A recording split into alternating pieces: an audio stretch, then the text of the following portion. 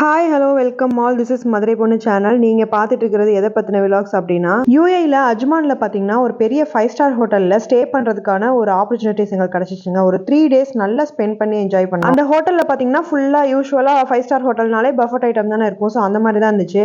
அங்கே தான் இந்த அண்ணன் இந்த மாதிரி ஒரு ரெசிபியை ப்ரிப்பேர் பண்ணிட்டு இருந்தாங்க. இதை பார்த்தோன்னே செம்ம அட்ராக்ஷனாக இருந்துச்சுங்க. சரி வியூவர்ஸ் ஆனால் உங்களுக்கு இதை போட்டு காட்டிடுவோமே, நீங்களும் முடிஞ்சா ட்ரை பண்ணுவீங்களே வீட்டில்னு சொல்லிட்டு தான் நான் அந்த வீடியோ போஸ்ட் பண்ணியிருக்கேன். ஆல்ரெடி நம்ம சேனல் பார்க்குறவங்க பார்த்தீங்கன்னா மறக்காம இந்த வீடியோக்கு ஒரு லைக் போட்டுருங்க. அண்ட் புதுசாக பார்க்குறவங்க நம்ம சேனலை சப்ஸ்கிரைப் பண்ணிட்டு அப்படியே கண்டினியூவாக பாருங்க.